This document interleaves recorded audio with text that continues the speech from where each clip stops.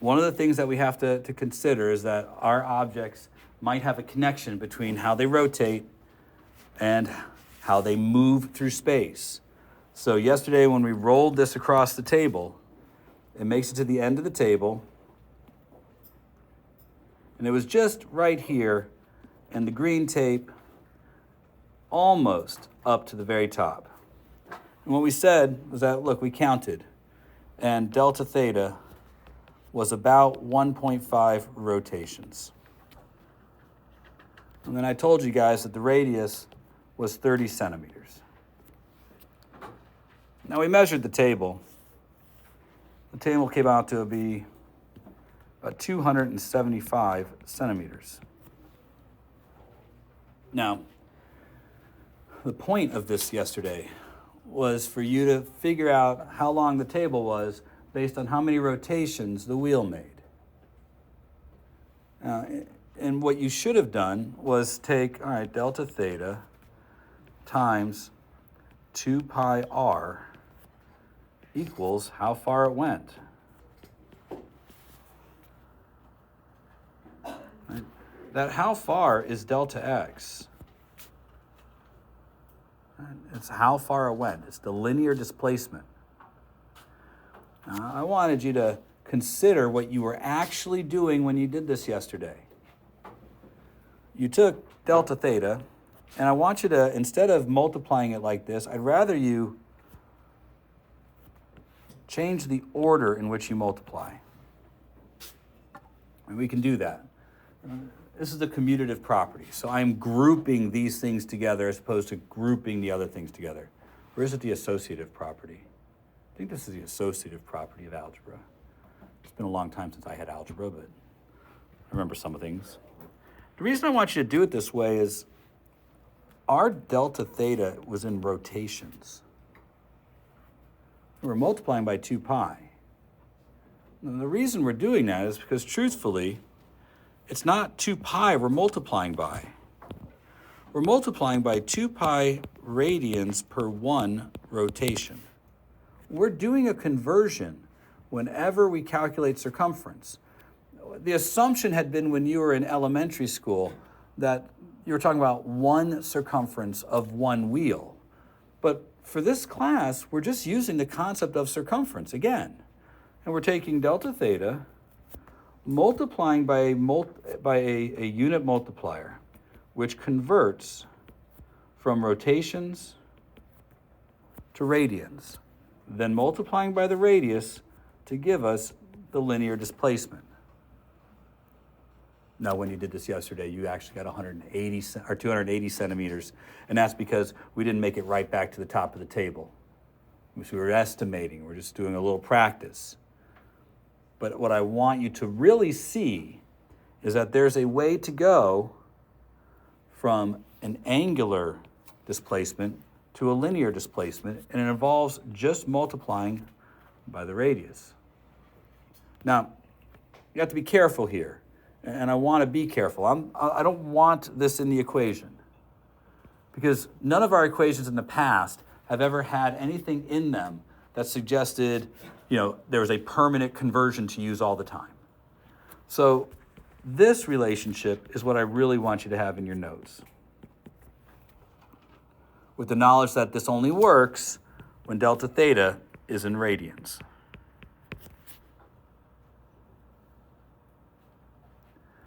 But there's more than just this. If I divide both sides by t, I get delta theta over time and delta x over time. So something that would be in radians per second and something else that'd be in meters per second. Can you kind of see where this is going? If we are dealing with something that's spinning, it would have an angular speed in radians per second. If it were rolling, it would have a linear velocity in meters per second. What I'm saying is that you can convert any of our angular variables to produce its linear equivalent.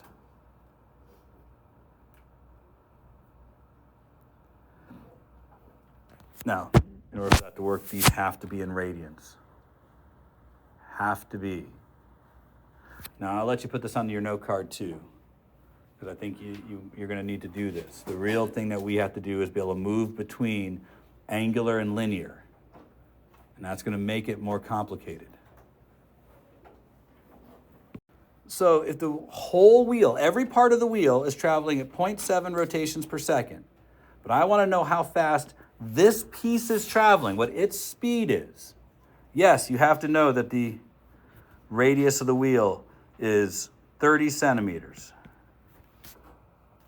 But if you want to know how fast the one piece is moving, well, the angular speed times the radius equals the linear speed. But this only works if you're in radians. We're in rotations. So the first thing you had to do was convert that from rotations to radians. So over here someplace, I'm going to do 0.7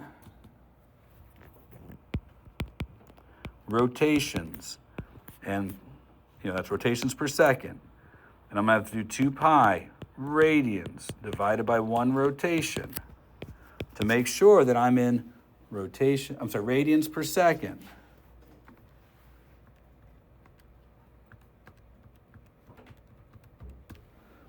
So I get my 4.4 radians per second. Now I can do it. So I multiply by my radius of 30 centimeters, and I get 131 or 132 centimeters per second.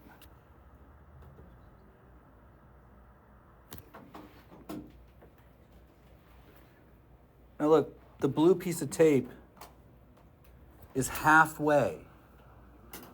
Right? It's at the 0.3, it's not 30 centimeters from the edge, it's 15 centimeters from the edge. Can you figure out how fast the blue tape is going?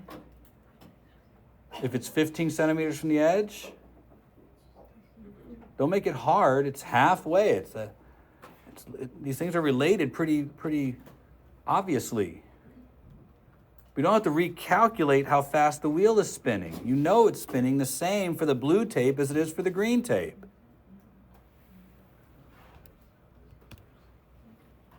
So, 66 centimeters per second. Again, this is not the hard stuff. You have to be able to do this stuff, but this is not the hard stuff. The hard stuff's coming.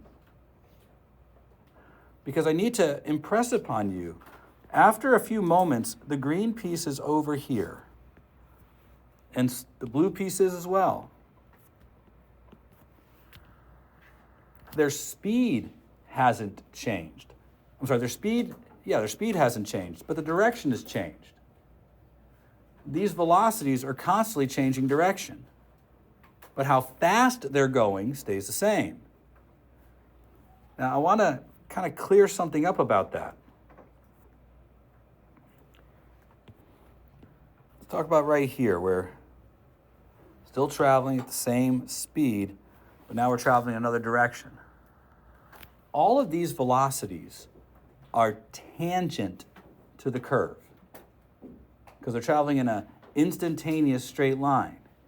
So this is actually the tangential velocity. Put a T here purposefully. And I'll put it on the other ones too. It's tangent to the circular part of the motion.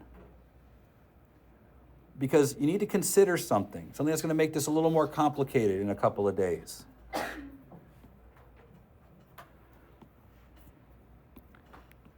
These points on the wheel are traveling in a circle. If you think back from first semester, that must mean there is some centripetal acceleration acting at these points. If this were not a piece of tape which is adhered to the wheel, but instead a bug on the wheel. As the bug travels around the wheel, the only way the bug stays on the wheel is if there's some force towards the center. There isn't, the bug flies off the wheel. The force that acts on it has to provide this centripetal acceleration. And you should now remember that the centripetal acceleration is based on how fast they're going squared divided by the radius. But knowing they're on the wheel, you should also know that it's based on how fast the wheel is spinning times where they are. You can write it either way. And we talked about this first semester. I'm bringing it back up again. These two relationships are just separated by knowing that the tangential velocity equals omega times the radius. I put this in for velocity, I get this. So you can calculate the centripetal acceleration in either way. Again, these are all tangential. In fact, if you really want to make your notes useful to you, one of the things you may wish to do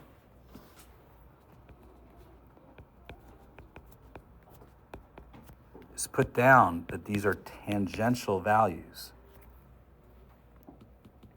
Oops.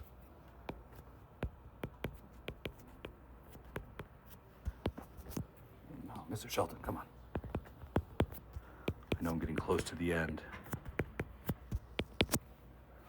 That all of these represent a tangential value relative to the circular path.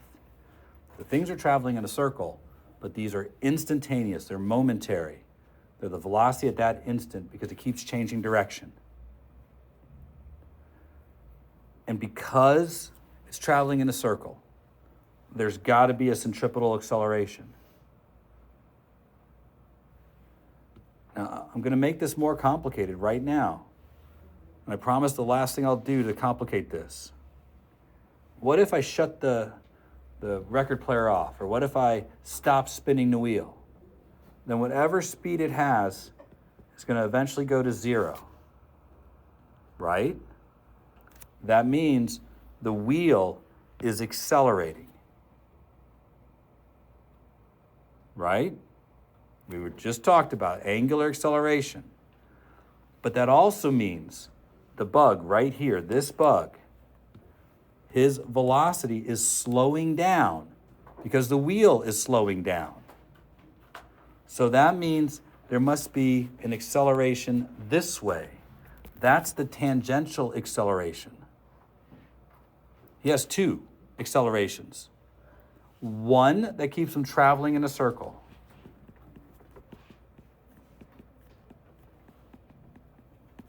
That's what this acceleration is doing. The one that's towards the center keeps him traveling in a circle. This one slows his speed.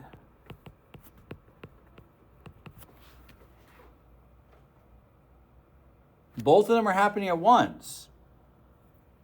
It culminates in the idea that he's got something going on that's, causing some kind of combined effort, like in this direction. Why do you think most carnival rides are spinny rides and they spin you in multiple directions? It's to mess with this, to make you experience lots of accelerations.